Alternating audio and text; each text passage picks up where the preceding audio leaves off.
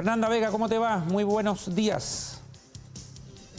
Sí, hola Francisco, nos estábamos acomodando, estamos en vivo y en directo, Sí. obviamente para TV Noticias y inmediatamente vamos a pasar el tema porque hoy es la última jornada para rendir la prueba de transición. Recordemos que este año se dividieron en dos grupos y ya el segundo grupo está desarrollando la prueba de matemáticas y para la tarde ya le queda la prueba de historia. ¿Cómo ha sido todo este proceso durante esta semana marcada por la prueba de transición?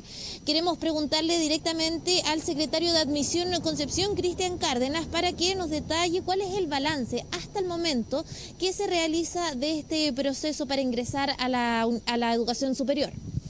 Bueno, el balance de lo que ha sido hasta ahora es positivo, ya considerando lo que ha ocurrido en nuestra Secretaría de Admisión, que alberga las distintas comunas del Gran Concepción. Y se ha producido todo en normalidad, ¿ya? Se han tomado los resguardos correspondientes en términos de el tema sanitario y el tema de seguridad, no se han presentado ningún tipo de incidente, prácticamente los ingresos a los locales han sido con tranquilidad y se han respetado los tiempos establecidos para las pruebas y para aquellos estudiantes, ¿no es cierto?, en situación de discapacidad con su tiempo adicional, haciendo los cierres en cada una de las jornadas, considerando lo que es esta primera instancia y la segunda instancia que finaliza hoy ya con la rendición de la prueba de Historia y Geografía y Ciencias Sociales en la tarde. Cristian, ¿hubo en algún momento alguna preocupación o un poco de temor que se pudieran replicar las manifestaciones que pudimos ver en la región metropolitana?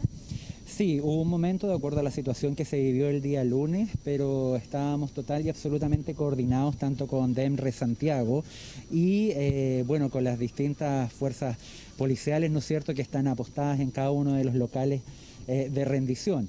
¿Ya? Carabineros ha sido crucial en todo lo que ha significado el apoyo al desarrollo del proceso con los resguardos respectivos, tanto en lo que es en lo que es la seguridad en los locales, tanto de manera interna como externa, así como también el propio desplazamiento de quienes estamos involucrados en el proceso para evitar lógicamente cualquier tipo de filtración o de cualquier ataque, si podríamos decir de ese término, a que se produjera algún problema. Claro, en esa misma línea, este año obviamente hubo un mayor contingente policial a diferencia de otras rendiciones. Exactamente, hubo toda una planificación previa con respecto al rol que cada uno, ¿no es cierto?, de las policías debía tener y eso viene emanado de todo lo que es este protocolo de seguridad desarrollado junto al Ministerio del Interior, lo que se sumó al tema del MinSal con el protocolo sanitario.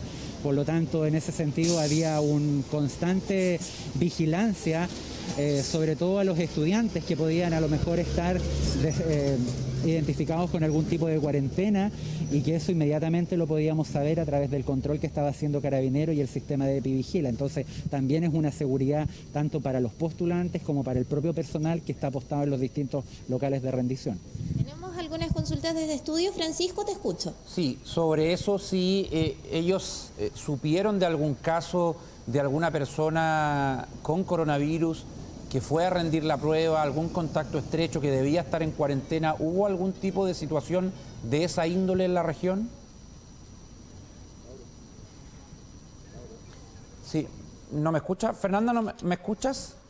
Ya, perdimos comunicación con Fernanda, pero vamos a estar con ella en cualquier momento, porque era muy importante la pregunta que le iba a hacer ahí a la persona que estaba a su lado. Nosotros seguimos viendo imágenes para contextualizar lo que fue esta prueba de transición universitaria 2021. Una prueba, un proceso distinto a otros, ¿cierto? Más allá de que es una prueba de transición, está todo el componente de la pandemia, todo esto de la crisis sanitaria, con protocolos sanitarios justamente que hay que cumplir, con cerciorarse de algún problema. ¿Recuperamos a Fernanda? ¿Ya me escuchas, Feña? Así es, te escucho perfecto, Francisco, cuéntanos. Ya, preguntarle ahí a nuestro entrevistado si justamente en relación a lo último que él decía, si se supo de algún caso de persona con coronavirus que se dirigió a un recinto a rendir la prueba, que tuvo que ser... que le negaron la entrada, no sé, que era contacto estrecho. ¿Hubo alguna anomalía en ese sentido? Claro. Cristian, desde estudio preguntan, y en la línea ya de lo último que nos comentaba con respecto a los protocolos del MinSal y el tema de las personas que podrían o que estaban en cuarentena mendigo por COVID-19, ¿se registró tal vez algún estudiante que llegó a alguna dependencia de la Secretaría de Concepción que estuviera en cuarentena, que no pudiera rendir la prueba porque justamente tenía que estar en su periodo de cuarentena? Mira, no, de acuerdo a la información que día a día hemos ido recabando, no, pero sí algunos chicos que presentaban algún tipo de síntoma, pero eso también es bastante subjetivo porque muchas veces producto del nerviosismo, de la ansiedad, ¿no es cierto?, de lo que significa rendir una prueba de este estilo, puede a lo mejor aumentar un poquito la tensión y hacer sentir mal a las personas, un dolor de cabeza.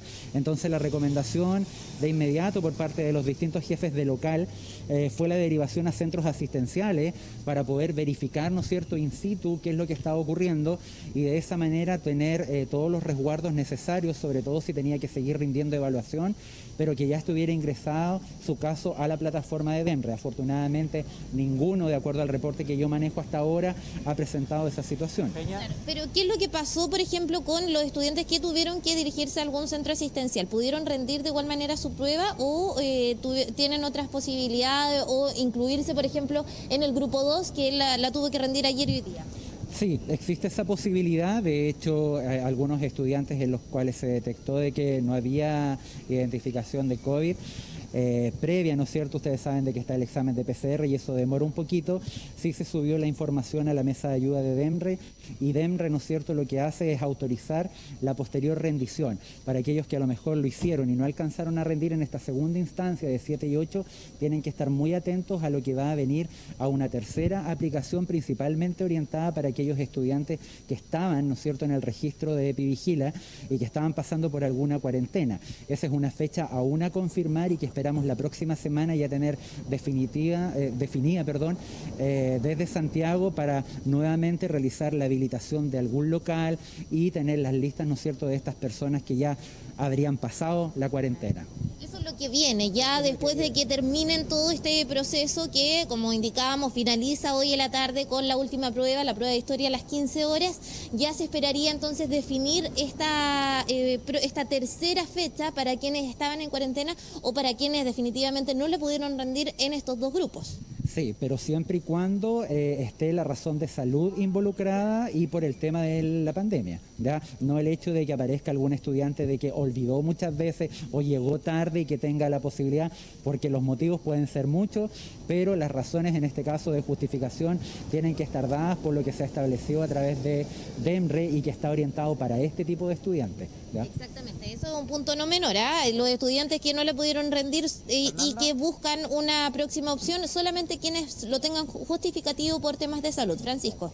Sí, preguntarle si sabe algún detalle de una especie de barricada que hubo en la mañana, unos neumáticos encendidos en el sector de Paicaví, y qué le parecen en general las críticas de los jóvenes, de los estudiantes secundarios, de que esta prueba sigue siendo tan segregadora, según su lógica, con la anterior PSU.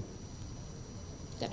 Bueno, si bien, Cristian, la prueba se ha desarrollado de la mejor manera, con normalidad, con tranquilidad, hoy en la mañana se registró una barricada donde se encontraron algunos mensajes alusivos a la prueba de transición.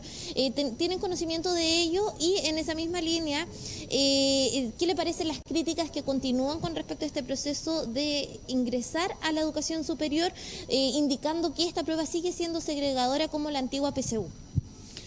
Bueno, yo creo de que uno de los objetivos de hacer el cambio dentro de lo que es la prueba de selección universitaria, esta prueba de transición, es precisamente evitar o aminorar un poco esa barrera, ¿no es cierto?, que está presente y que bien manifiestan los estudiantes, ¿ya? Esto es una cuestión de larga data, pero hoy en día hay múltiples informes que demuestran que la prueba de una u otra manera ha ido abarcando cada vez más grupos, ¿no es cierto?, que pueden rendir.